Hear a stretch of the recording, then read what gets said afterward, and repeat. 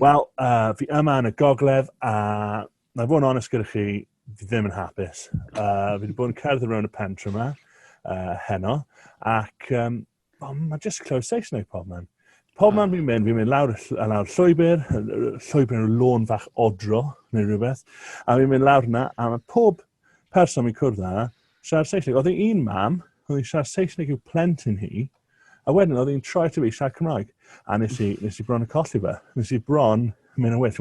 Yn tyfu lan, fel plant bach ail iaith yng Nghaerdydd, maen nhw'n addo ni bod yna'r lle yma o'r enw Gwynedd, sy'n fel paradwys. A maen nhw'n dweud wrth ni, mae rhaid i chi siarad Cymraeg, achos yn Gwynedd maen nhw'n siarad Cymraeg, a maen nhw'n, mae pawb yn byw yn Cymraeg, a mae dwi ddim yn wir. A ti'n meddwl, beth yw'r pwynt i ni, magu'n plant ni, fel plant bach y lleiafrif yn y de, os ni'n dod i'r mighty Gwynedd, ac i fi'n clywed i'w say. Anyway, dyna rant fi, croeso i penod 10 o Rownd y ffordd. Penod 10, ni wedi wneud i penod 10. Oedd lot o bobl ddim yn meddwl bod ni'n cyrraedd double figures. O'n i ddim yn meddwl. O Gwion, diolch. Mae'n unig guest ni heno. Ddim yn credu bod ni wedi cyrraedd penod 10. Ond dyma ni. So, fel chi gweld, mae Gwion Dafydd gyda ni. Gwion Dafydd draw yn cefn meiriadog sy'n eitha agos i Llansarad, os chi wedi gwrando ar y Llansarad episode. Mae'n yr un o falaeth, Rodri Glyn yw dywynido Gwion. A mae Cori gyda ni hefyd. Un person sydd ddim gyda ni yw Alun Bryn, wrth gwrs, achos mae fe wedi priodi. A gobeithio bod chi wedi mwynhau y bonus episode nath dod mas dydd Mawrth, y documentary bach am priodas Alun ac Elen. Gobeithio bod chi wedi mwynhau ffaith bod Alun ac Elen ddim wedi ffeitio ond fe unwaith. So, mae yna un peth sydd gyda'r tri ohono ni yn gyffredin. Mae'r tri ohono ni, mae'r profiad bach yn wahanol, wedi tyfu lan neu wedi bod yn rhan o eglwysi Saesneg cyn dod yn rhan o eglwysi Cymraeg. So, o'n i'n meddwl byddwn ni'n trafod hwnna tipyn bach heno, ond cyn hynny, gan bod ni wedi bod yn eglwysi Saesneg yma, o'n i'n meddwl dylsyn ni ddim gwastraffu'r cyfle i trafod rhai o'r caneuon ofnadw sy'n cael ei ganu ar draws ein gwlad ac am mewn gwledydd eraill, Cori, dwi'n siŵr pan mae'n dod i worship music. So, y cwestiwn i ddechrau ni off heno yw, beth yw'r can addoliad gweitha, neu caneuon addoliad gweitha, neu mwy doniol, falle mae hwnna'n well i weid, mwy doniol, dych chi erioed wedi clywed. Gwion, neu di ddechrau ni off gyda enghraifft. Man. Wel, dyn ni wedi siarad am hwn o'r blaen. Nes i dyfu mewn eglwys bydyddwyr yn Rhyl. A chi'n gwybod, os chi'n gwybod unrhyw beth am Rhyl, dio ddim y lle mwy cosmopolitan. Well, unrhyw le, really. Ag, y thing bizarre yma o lle oedd eglwysi bydyddwyr yn mynd trwy ffeis iddewig iawn. Yes, Annie. So, oedd ni'n cael fatha cyfnodau o blynyddoedd o fel fatha klezma music fatha am hanner awr yn ystod pob gwasanaeth, a wedyn ti'n cerdded allan a wedyn, ti yn Rhyl eto. Cerdded i fewn, mae'n pawb fatha, dyma'r Jerusalem newydd, dyma di Mynydd Zion, ti'n cael bregaeth a cerdded allan, dyna i'r lan y môr. Yeah. Well, mae hwn jyst massively debyg i profiad fi yn Rwbeiniad tyfu lan, just this sort of Jewish streak, Zionist streak yn y capel, yeah.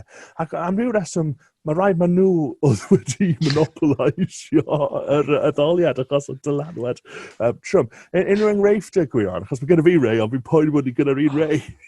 Dwi jyst yn cofio beth i enwau caneuon, ond fatha yn yr atgof sgennau ydy o dynes oedd yn eitha byr, ti'n siŵr bod hi fatha fel 5'1", ac oedd gitar hi fel yn masif, ac oedd hi jyst yna trio chwarae'r gitar fel i'n cerddoriaeth i ddewig yn mynd ymlaen.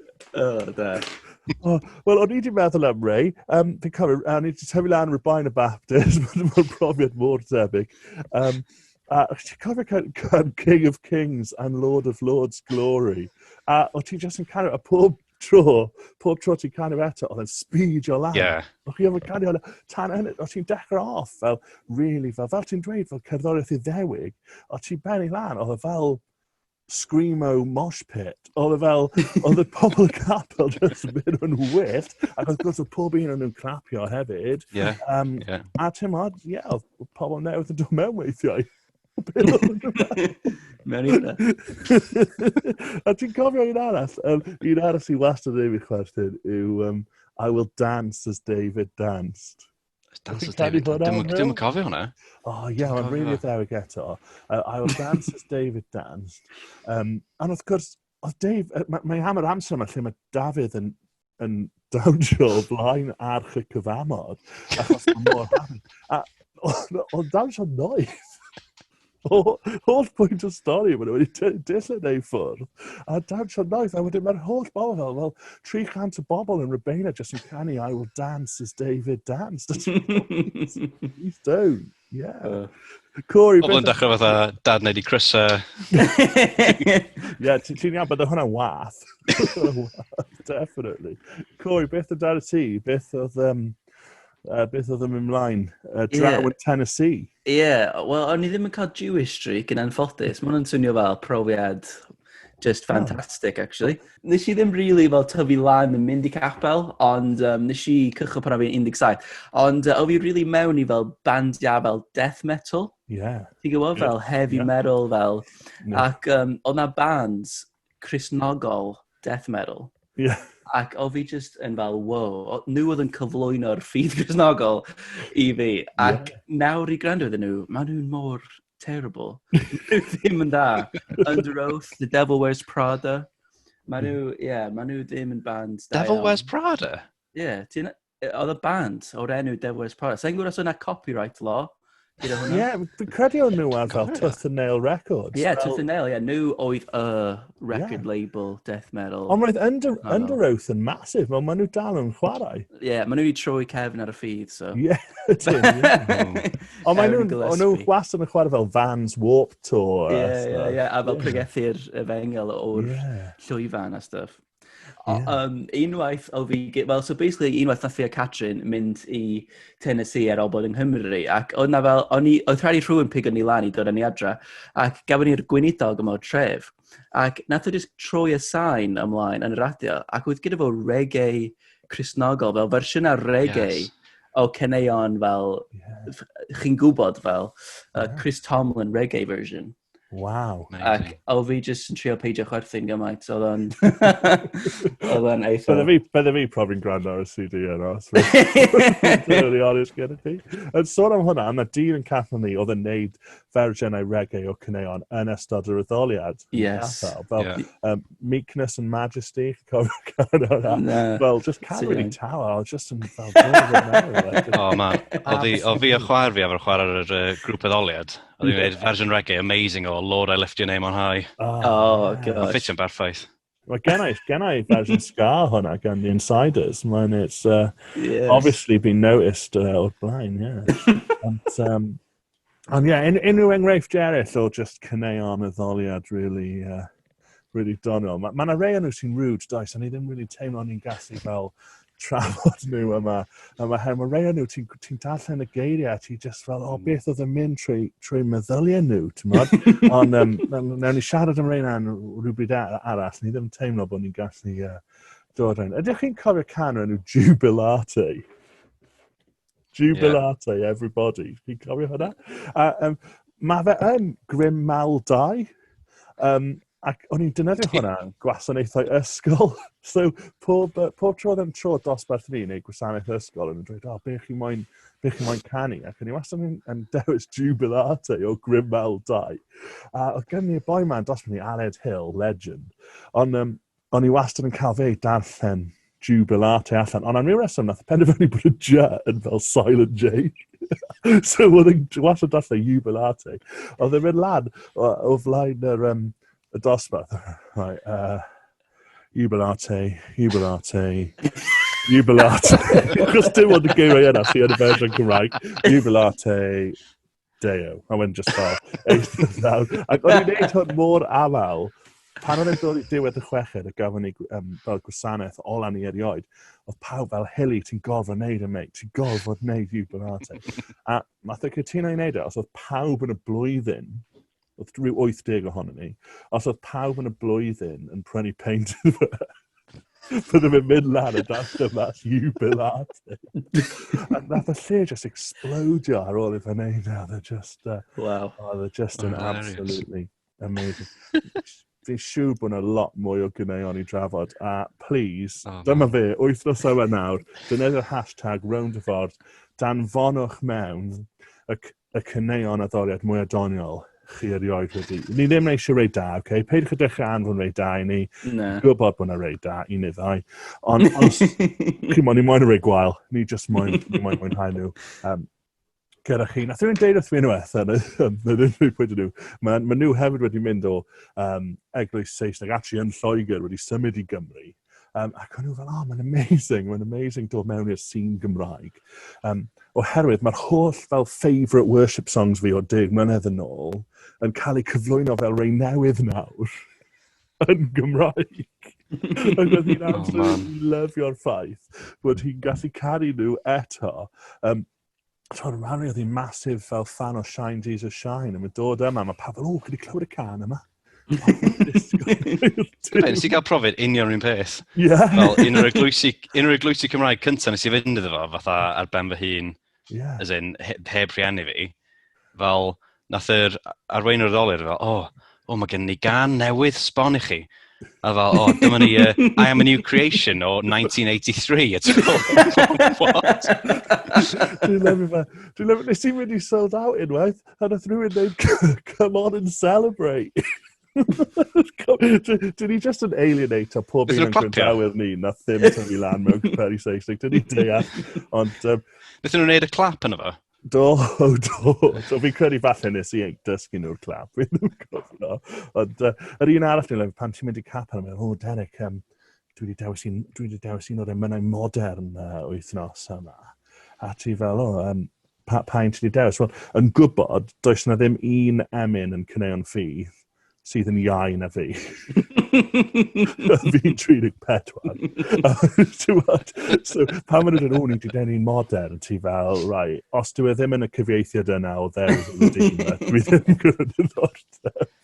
Dyna yw'r unig un fi eisiau canu. Iawn. Wel, fel fi wedi dweud yn barod, dyn ni wedi tyfu lan yn yr ochr Saesneg, dyn ni wedi cael profiadau diddorol o ran addoliad, ond hefyd fi'n siŵr bod chi'n cytuno profiadau really gwerthfawr fyna hefyd. Ond y cwestiwn yw, be fi moyn trafod really yw dod mewn i'r ochr Gymraeg a'r profiad o wneud hynny. So fi'n credu peth gorau ni'n neud yw just cymryd e mewn tro i just adrodd ein hanes tipyn bach. Tipyn bach o sort of lle wnaethon ni tyfu lan, chi wedi clywed tipyn bach yn barod, fi'n gwybod. A wedyn, y profiad o ddod mewn. Be nath dod â chi mewn i'r ochr Gymraeg a sut oedd e i chi? Y profiadau pob un ohono ni yn wahanol. So Gwion, newn ni dod nôl at y ti.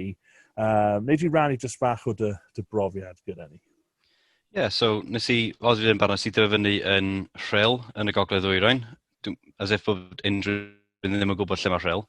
Ond, so ydyn ni fynd i, fel teulu, ydyn ni mynd i eglwys bydyddwyr Saesneg yn Rhyl, ag dwi'n meddwl na offendio unrhyw un trwy ddeud, hwnna oedd yr eglwys Cristnogol fatha yn Rhyl. Fatha, fyswn ni wedi mynd i'n Cymraeg, ond bod nhw ddim yn Cristnogol. Ag, so ydyn ni'n mynd i fanna, ag jyst lle andros o fywiog. Fel, dwi wedi dweud yn barod, ydyn ni fynd trwy'r Jewish phase.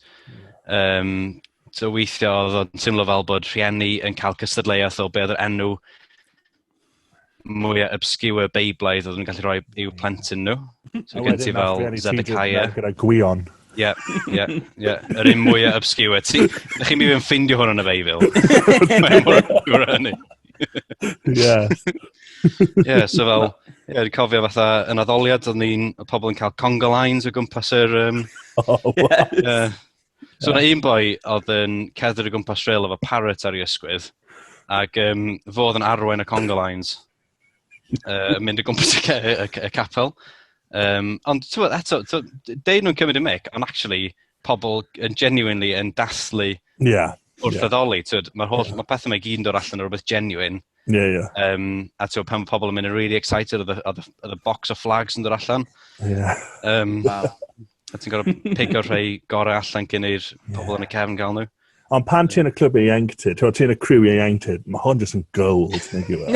Ti just ffili credu fel pan mae pethau fe. Amazing. Amazing. So wedyn, tyfu fyny fanna, dod yn Gristion yn yr cyd-destun yna. Dechrau yn haith o dod yn Gristion yn y cyd-destun yna. Wedyn, symud lawr i Gaerdydd i fynd i'r prifysgol. A jyst sort of wneud y penderfyniad o fanna so waith fi jyst fynd i capel Cymraeg. Mae pawb arall yn mynd i eglwys i Saesneg. So, stwff Cymraeg yn edrych yn ddiddorol. A wedyn cael fel sioc y mywyd i yn meddwl, pan bod neb yn neud conga lines yma. Oherwydd y pews. Gwion. Wrth gwrs. Ydyn nhw wedi cael y memo. Pan bod neb yn trio canu We're Marching in the Light of God mewn Swahili yn yr eglwysi yma. Piss mynd ymlaen. Fi di mynd. Fi di gyrru. Mae fel bod ti wedi cymryd profiad fi a just reisio fe. Just an amazing.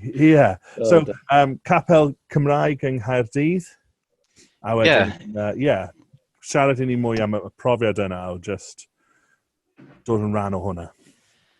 So dig o bod, o'n i'n andros o fendith mynd i'r capel Ebenezer yng Nghaerdydd o dan Gweinidogeth Alun Tudur. A wedyn, just cymuned mor neis o bobl oedd yn caru yr arglwydd ag yn siarad Cymraeg ag yr un oed, tua'r un oed a fi efo Gwyl Jeffs, o'n i'n mynd i fanna lot. Wedyn wir dod yn rhan o hwnna ag actually gweld y gwahaniaeth mawr oedd. Well, I suppose, mae'n anodd rhoi dweud y gwahaniaeth, achos o'n i yn tyfu fyny ar yr un pryd, so o'n i'n gwerthfawrogi pethau gwahanol dwi'n meddwl ar yr un pryd.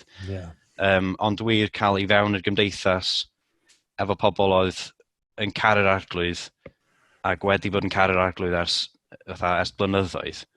A jyst gweld yr argraff oedd nhw'n cael ar ei bywyd nhw, lle, falle oedd nhw ddim yn trio canu caneuon mewn Swahili, ond oedd nhw ddim yn neud nhw yn Gristnogion, yn llai o Gristnogion y pobl eraill. Definitely. Corey, beth am dy brofiad di te? Mae brofiad di'n eitha gwahanol. Siarad i ni am o ble ti wedi dod, o sut oedd a sut ys ti yn rhan o'r eglwysi Cymraeg yma yn Nghymru. Dwi'n gen fy ngenis o profiad Gwion a ti, just fel conga lines, o fi jyst ddim efo hwnna o gwbl. Mae hwnna'n swnio'n incredible. Nes i tyfu lan yn Tennessee ac o fi ddim yn mynd i capel, o fi'n mynd chi'n bod ar Pasg a phethau, ond nes i'n Cristion pan o fi 17 ac eis i fel, chi'n bod, capel cefn gwlad oedd yn neud bluegrass fel addoliad. Amazing. Ond na banjo, chi'n gwybod, Fender, really twangy. Ac, just neud hen emynau fe, I'll Fly Away, chi'n gwybod pethau fel yna? Efo diwynyddiaeth fel Platoaidd iawn fel. So hwnna'n gair.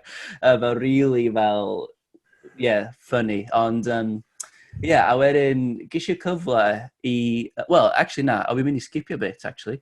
Ond, actually, oedd gyda fi ffrindiau yn high school ac oedden nhw'n mynd i capel charismataidd fel mawr, o'na fel 150 o pobl ar y sil, ac erbyn i fi gadael yna 300 o pobl ar y sil. Ac oedden nhw'n hefo fel chwibio baneri, fel chydig bach o chwibio, oedden nhw'n gweddio dros pobl ac oedden nhw'n fel cwmpo ac pethau fel yna, ac oedd hwnna'n wahanol iawn. And anyway, ar ôl hwnna ges i'r cyfle i dod i Gymru, achos o fi'n nabod rhywun o'r enw John Robinson, os chi wedi so rhai yn nabod i ddod i Gymru am 6 mis, jyst i treulio amser yn Gogledd Cymru Caernarfon. Ac anyway, y profiad cyntaf fi'n mynd i capel Cymraeg oedd yn criceth, ac wrth gwrs, doedd gyda fi ddim Cymraeg o gwbl, ond ddys i mewn i'r capel yma, ac dwi'n cofio'r person oedd yn ddynes, oedd hi'n siarad mewn capel yn criceth, ac oedd e fel siarad mor fas, a wedyn oedd hi'n dweud Back to the Future, fel weithiau. So dwi'n meddwl oedd hwn yn rhan o fel, sa'n gwybod, fel darlun o pregaeth neu rhywbeth oedd hi'n neud. Ond oedd fel, Back to the Future, ac dwi'n gwybod hwnna. A wedyn nes i treulio amser yn Cynhyrchydd yn Carsalem. Ac ar y pryd, oedd yn capel rili fach o ran pobl, yna tua 15 o pobl ar y mwy ar y sil, ac o'n i mewn basement damp. Ond, a wedyn nath hwnna tyfu yn dda, wnaethon ni adnewyddu yr adeilad, ac mae hwnna wedi bod yn profiad anhygoel o'r pobl, o'r cerddoriaeth newydd, a profiad gwych, dwi wrth fy modd. Ie. So nes ti dod am 6 mis, Corey? Ie. A wedyn nes ti fynd nôl, fi'n cymryd? Do. A wedyn y plai oedd ddod eto? Ie, do. Nes i cyfarfod rhyw ferch bach bert yn yr Eisteddfod, ac athyn ni cynllunio dod nôl, a priodi, so... Catrin, yes, indeed. Great. Well, the story fi, I guess, eitha tebyg I Gwion, ond am y ffaith, fi'n credu, o'n i'n byw mewn aelwyd Saesneg hefyd. So really, ni'n chwerthin am y capeli yma, ond tyfu lan yn Rwbeina, just a massive bendith. Fi'n siŵr bod chi'n cytuno. Massive bendith. Clwb ieuenctid oedd yn edrych ar ôl fi. Pobl oedd yn edrych ar ôl fi. Just tyfu lan mewn lle llawn cariad oedd yn mor bwysig. Ond wrth gwrs, oedd yn gwbl Saesneg, oedd rhyw 10 o fois yn yr un blwyddyn ysgol a fi yn y capel. O fi oedd yr unig un oedd yn siarad Cymraeg. Oedd rhieni fi actually wedi teimlo Duw yn dweud wrth yn dad yn medru Gymraeg. Rhieni wedi teimlo Duw eisiau fi mynd mewn I addysg Gymraeg. A tyfu lan yn oedd Cymraeg yn yr ysgol, ond dim unrhyw le arall, ond sicr ddim yn rhan o'n ffydd I. Teimlo galwad i'r gwaith Cymraeg, i'r gweithredoliaeth Cymraeg, gynnar yn fy mywyd, ond eto oedd ffydd yn rhywbeth Saesneg. Yn profiad cynta o rhywbeth Cymraeg, really, nath fi a ffrind fi Iestyn a Powell o'n i yn yr un dosbarth yn yr ysgol, wedi gofyn I arfon ar ôl tygau, allan ni'n mynd I wneud rhywbeth Cymraeg yn rhywle. A nath anfon ni at Nigel Davies yn Cyfyrddin, oedd yn redeg fel 8 o gynhadaeth, gyda loads o Southern Baptist Americans. So, oedd kind of profiad Cymraeg, kind of Americanaidd, ond oedd wedi cyflwyno fi, cyfieithon ni Tabernacl Llyn Hendi ar y sil, enghraifft. Oedd hwnna'n profiad gwbl. A fi jyst yn cofio nhw'n bod yn really disappointed bod fi a Iestyn ddim yn American. Oedd wedi cael ei addo'r Americaniad yma ac oedd ni wedi cael ei danfod yn lle. So wedyn, really, mynd I coleg, fel ti Gwion. Mynd I coleg. Nes I ddim mynd i'r Undeb Cristnogol Cymraeg am y tymor cyntaf. Nes I ddim mynd I capel Cymraeg, really, am y flwyddyn gyntaf, achos o'n I just really intimidated gan y peth. I ddechrau, oedd Cymraeg fi just yn absolutely rubbish hefyd. Ond mae'n dda o gwbl. A just y profiad o...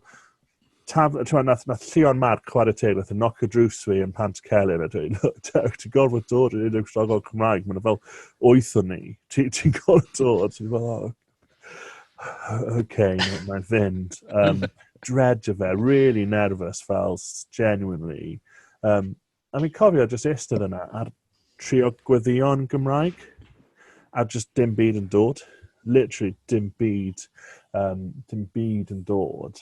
A chwarae teg, oedd Aled Wyn yn un o'r boes yn yr Undeb Cristnogol, ac nath just gweddion Saesneg wrth ymwyl fi I kind of dweud, mae'n okay os ti eisiau gweddion Saesneg. Ac o'r eiliad yna, I fel, mae hwn yn okay.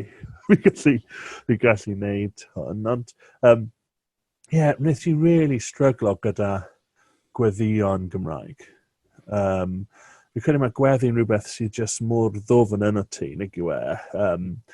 Pan mae'n dod I gweddio mewn iaith arall, o'n i'n really, really stryglo. Yn cofio, fel yr haf yna, o'n i wedi mynd I Soul Survivor, falle am y tro olaf, achos o'n I definitely hen I bod yn Soul Survivor ar y pwynt yma.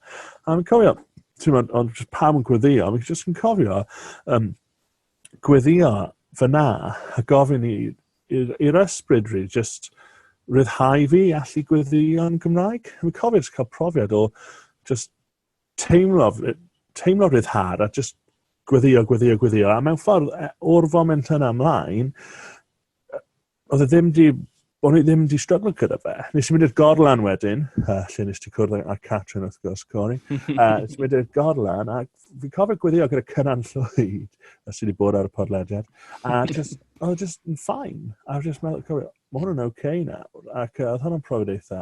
So, beth amdano chi, oedd yna unrhyw beth ddeithoch chi ffindio yn eitha anodd o ran mynd o amgylch Saesneg mewn i'r ochr Gymraeg. Cori, beth amdano ti? Wel, ti'n gwybod dysgu'r iaith i ddechrau. Ie, oedd fel dysgu'r iaith ac bod yn rhan o eglwys. Oedden nhw ddau yr un peth, oedd profi Duw a dysgu Cymraeg yr un peth. Ond, actually, nes i fel properly dysgu sut i siarad Cymraeg yn Lloegr. Nes i wneud internship yn Lloegr. Ac oedd Cymraeg fel bach o iaith cyfrinachol, chi'n gwybod? Ac so oedd fi a Catrin jyst yn mynd rownd a fel siarad Cymraeg. Ac oedd o'n dda. Ond, oedd o'n eitha naturiol i ni wedyn. Ac oedd fi ddim wedi cael fy rhoi mewn i capel Cymraeg a wedi jyst gorfod wneud o'r dechrau. Pan o fi yna am y 6 mis, o fi ddim yn gallu siarad Cymraeg lot. Ond yn Lloegr nes i datblygu, ac oedd fi a Catrin, I guess, o'n i'n gweddïo'n Gymraeg a Saesneg a beth bynnag oedd yn dod i'r meddwl ar y pryd. Ond, I guess, falle fel, oedd y diwylliant just yn gwahanol, fel byddwch chi wedi sôn am. Just o ran, o fi wastad yn fel wrth fy modd gyda just gallu dysgu iaith gwahanol a canu mewn iaith gwahanol. Ond, chi bod, weithiau mae emynau Cymraeg, mae'r iaith yn mor cyfoethog. Mae'n anodd i, chi gwybod yn union beth sy'n cael ei ddweud. I just go with it. Ond, dwi'n wastad yn gwybod beth dwi'n canu. Dal. Ond, fi'n credu un peth oedd helpu fi gyda hwnna yw pan nes i ffindio mas bod y Cymru Cymraeg ddim really deall hanner o'r geiriau yn y menau yna. A sneb really gallu darllen y BCN yn iawn. A pan nes i sylweddoli hwnna, o'n i fel, dwi ddim mor weird. Dwi ddim mor out of it, actually. Dyd i gyd jyst yn gesio ystyr y gair yna o'r geiriau sydd yn gwmpas. Oedd hwnna'n profi rhyddid i fi hefyd, jyst i gwybod fel. Pan fi trio darllen BCN, ac cywi fel, mae pobl Cymraeg yn struglo gyda fo hefyd. A mae hwn yn dadl sydd gyda fi yw, actually, mae Cymraeg sydd fach yn rubbish yn really dda ar gyfer cynhadaeth. Chos os dwi'n mynd i pregethu a cynganeddu fy mrawddegau, dwi'n neb yn mynd i deall.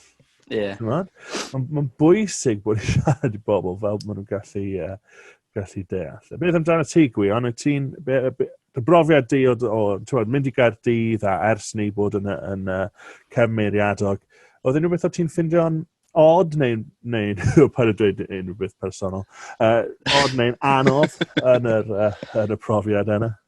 I suppose, fel chi'n dweud, so mae jyst yn newid, mae'n ddewylliant gyfan gwbl wahanol yn dydi, mae'n siŵr bod yr un mor wahanol i ti, Derek, ac oedd o i Cori, fatha dod i fewn i eglwysi Cymraeg.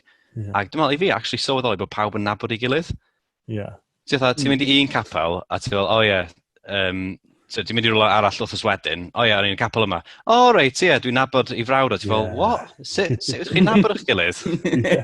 A wedyn ti'n fatha, dwi'n cofio mynd i coleg y bala am y tro cynta, ac o pawb fatha yn nabod ei gilydd, ac o'n i'n fel, yn tyfu fyny, ni wir yn loads drwy swyl i fynd i unrhyw fath o camps.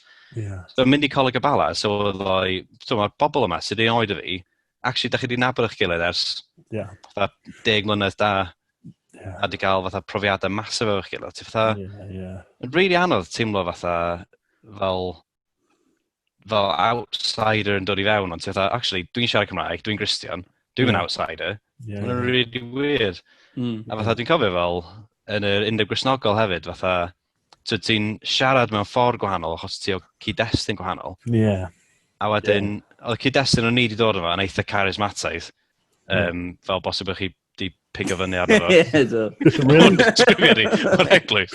A dwi'n gofio fatha deud cwbl bethau, Ag yn yr unig Cristnogol oedd Cynan Llwyd ag Ian Lewis, sydd fatha y pobl meddwl yn y byd. A mae siŵr bod yn edrych yna fi fatha, pwy ydy'r absolute dweeb yma yn deud stwff fatha, wel, sydd ddim yn ei unrhyw sens o gwbl. Mae'n deud bod yn Gristion. I don't know if he is at all. Is he even Welsh? Mae hyn i gyd yn chwythu Dwi'n lyfio hwnna. brain. Fi'n credu falle bod yn Gristion, ond Cymro.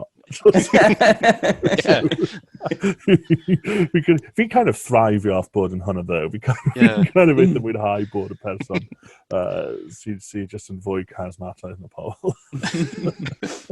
A hefyd, fel profiad arall oedd just dod mewn i byd really diwygiedig. O hwnna ddim yn rhan o'n nghefn. Fi'n cofio rhywun yn gofyn fi, bydd y pregethwr ti, bydd y gweinidog ti wedi pregethu am Calfiniaeth. And you go, sorry guys, dyna just ddim yn thing. Dwi ddim fel bod ni ddim yn Galfinaidd yn Calfiniaeth, just ddim yn thing. A fi'n credu oedd e rownd yr un pryd oedd Calfiniaeth yn dechrau mynd yn cool hefyd. Gyda dy... Mae'n mention Mark Driscoll wythnos diwetha, pwy bydd yn meddwl bod ni'n mention fe eto. Wythnos, so, ond oedd nhw'n really ddylanwadol nag yn nhw. Oedd hwnna'n profiad eitha. A nes i'n really mynd lawr y ffordd yna am spel, cos o'n i'n meddwl fel dyna o ti fod.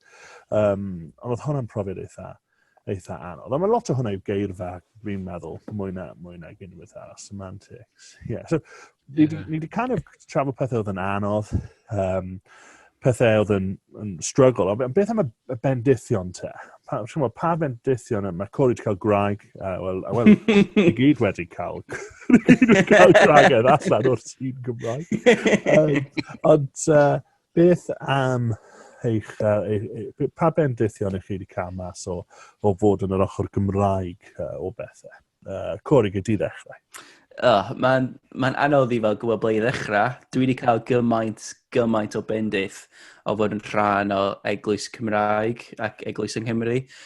Dwi wedi dysgu gymaint gan y pobl. Ac falle gweld, sa'n gwybod sut i'n ysgrifio fo, ond sut mae pobl sydd yn siarad iaith gwahanol, hefo safbwynt gwahanol o ran gweld y byd, ond hefyd hefo gweld y Beibl falle. Falle fel y pobl chi'n uniaethu gyda yn gallu bod yn wahanol yn y Beibl hefyd. O fi'n tyfu lan yn Tennessee ac yn America, ac mae hwnna'n gwlad pwerus. A wedyn dod i Gymru, a wedyn mae'n iaith lleafrifol, sy'n fel really wedi helpu fi gweld Iesu mewn ffordd gwahanol, mewn ffordd anhygoel, mewn ffordd gwell, ac i gallu gwerthfawrogi pwy yw Iesu, a sut mae Duw falle'n siarad gyda pobl mewn ffordd gwahanol hefyd. Ac sut mae un peth enghraifft fel sydd yn y iaith Cymraeg, mae pobl yn galw Duw nid chi ond ti, ond mewn sefyllfa fel rili parchus, bydd y pobl dal yn galw Duw yn ti. A mae hwnna'n rhywbeth sydd o ran o safbwynt fi rili fel pwerus. Just fel thing bach yn yr iaith sydd yn dweud fel, da ni'n trin Duw fel rhywun agos, rhywun gallen ni siarad gyda mewn ffordd fel sydd ddim mor parchus a bydd chi ddisgwyl. So mae hwnna'n just enghraifft bach o nifer o pethau. Nes i'n really stryglo gyda'r chi a ti thing. Ar ôl dod i weddio. Achos o'n i fel, ydw i fod dangos mwy o parch at fel dinner ladies fi yn ysgol. Na Duw. A Dduw. A fel, hwnna fel really mind-blowing, ond ti'n iawn. Mae'n dad sy'n nabod ni yn bersonol, a ni'n nabod e'n bersonol. Mae hwnna'n peth da. Gwion, beth amdano ti? Y bendithion o fod ar yr ochr Cymraeg. I suppose fatha wedi dod â eglwys oedd yn cymharol fawr, wel, ti cymharol fawr, fel, ond cwn 100 hanner o bobl, a wedyn ti'n mynd i eglwys eitha bach. Ti'n dod i nabod y gweinidog yn rili dda, a ti actually'n dod i nabod pobl yn andros o dda. Even to mae'n cyfnod eitha byr, so fatha dwi'n meddwl mae'n wir yn cyfoethogi, obviously ti fel person, ag fatha, bosib hwn yn swnio fatha rhywbeth nuts i ddeud, ond fatha ti'n cael gwell syniad o pwy ydi Duw rwsut. Achos ti'n gweld, mae Duw yn trin y person yna yn ffordd yna a'i cael ei viewpoint nhw o Dduw. Sorry, mae hwnna actually'n swnio fath o rhywbeth nuts i ddweud, ynddi? Na, car ymlaen, dad back o fe, newn ni weid wrth y ti os ti'n nuts mewn munud. Be'n eisiau dweud, i fatha...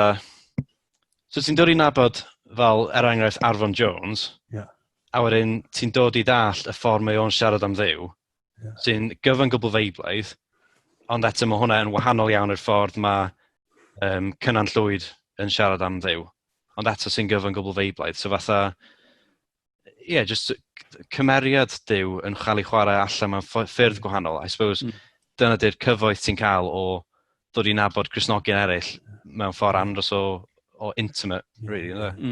A fi was yn darllen y Beibl mewn grŵp di'r ffordd gorau o ddarllen, achos yr onglau a'r perspectives gwahanol jyst yn cyfoethogi ti'n pob amser. Ond pan ti'n mewn cymdeithas gyda'r pobl yna, fel ti'n dweud, a ti'n nabod nhw mor dda, mae rhywbeth hyfryd iawn. Fi'n newid sôn pan mor dywyll mae dwi'n mynd tu ôl i fi tra i fi'n siarad, ond bydd hwnna rhywbeth hwyl i chi cael dy sylwi am wrth i ni mynd. Ond dwi'n credu yn debyg iawn i be chi wedi dweud, i fi, dwi wedi gwneud ffrindiau mor dda, just ffrindiau sy'n just mor hyfryd a mor bwysig i mywyd i. Maen nhw draws Cymru i gyd, dyn nhw ddim just like lawr y lôn, ond fi wedi gwneud ffrindiau mor, y boes o'n i'n coleg gyda, nhw ffrindiau gorau fi, da'r boes nes i hyfforddi gyda, just mor agos atyn nhw. Fi credu hefyd, dwi really yn teimlo bod fi wedi cael galwad gan Dduw i fod yn rhan o'r ochr Gymraeg, ac felly mae bod yn rhan o'r ochr Gymraeg jyst yn cyflawni'r galwad yna, ac yn neud i bethau teimlo fel maen nhw fod. Ond pan o'n i'n meddwl am y cwestiwn yma yn gynharach, un o'r pethau mawr yn meddwl am yw, fi'n credu bod Cymru Cymraeg yn gweld Cymru fel un maes cynhadol yn lle just y patch bach yna, patch bach yna, neu patch bach fi. Mae'n rhywbeth hyfryd pan ti'n cymysgu gyda Cymru Cymraeg, dyn ni gyd yn credu bod eisiau i ni gyrraedd Cymru.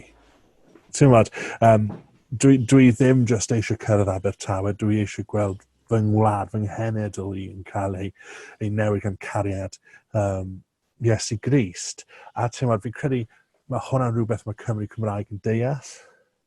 Dyn ni ddim yn sort of ni yn plwyfol, ni'n really plwyfol, ond dyn ni ddim chwaith. Dyn ni yn gweld Cymru fel rhywbeth, fel rhywle, fel pobl i ni yn caru ac just eisiau gweld yn dod i Iesu Grist. Mae hwnna'n really... Mae hwnna actually yn cyfamod eglwys ni. Os chi'n dod yn aelod yn Gomer, dych chi'n ymroi'r cynhadaeth yn Abertawe, ond dych chi hefyd yn ymroi i'r cynhadaeth ar draws Cymru i gyd. Mae hwnna'n really cool, fatha... I suppose, achos fel os ti'n siarad Cymraeg, mae hwnna'n swnio fel rhywbeth sy'n actually attainable hefyd, ynddi? Os ti'n siarad Saesneg, ti'n fel, no way, mae pawb sy'n siarad Saesneg yn mynd i ddod yn Gristnogion, ti'n fel, actually, probably fel, ti'n nabod 70% o bobl. Dwi'n meddwl, fath bod hwnna'n rhechel, ond mae'n attainable, ynddi? Definitely. A fi'n credu ti'n cwrdd â'r pobl eraill sydd wrthi yn, sy'n cydweithwyr, dweud, lot, ac yn cael dathlu.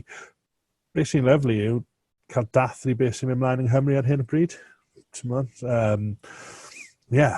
Duw ar waith, mae Duw yn symud, ac bod falle bod y draw fyna, neu lan fyna, neu lawr fyna, achos dyn ni'n Gymru, dyn ni'n rhan ohono fe, anyway, mae hwnna'n bwysig. Wel, fi'n credu wrth i ni rapio lan fan hyn, un o'r resymau ni moyn trafod hwn heno, i falle bod chi'n gwrando ar hwn, ac i chi'n un ohono ni. I chi mewn eglwys Saesneg ar hyn o bryd, ond i chi'n siarad Cymraeg, mae baich gyda chi dros yr ochr Gymraeg, dros Cymru Gymraeg, a fi jyst moyn annog chi feddwl am dod yn rhan o eglwys Gymraeg.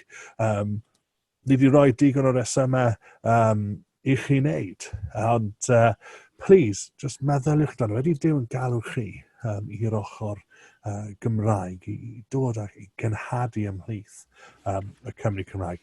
Fi moyn rhoi disclaimer, ni wedi chwerthu'n lot am diwylliant capelu. Fi'n credu dyna ni wedi chwerthu'n am. Dyn ni ddim yn chwerthu'n am eu diwynyddiaeth nhw, ni ddim yn chwerthu'n ar credoau nhw'n, just y diwylliant oedd o gwmpas ni.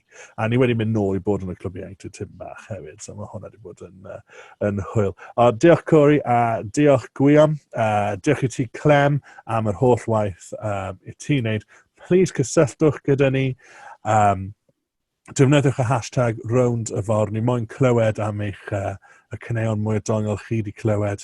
Please tweetiwch ni, Facebookiwch ni, comentiwch ar waelod y fideo yma ar YouTube. Diolch pawb, a newn ni weld chi cyn bo hir.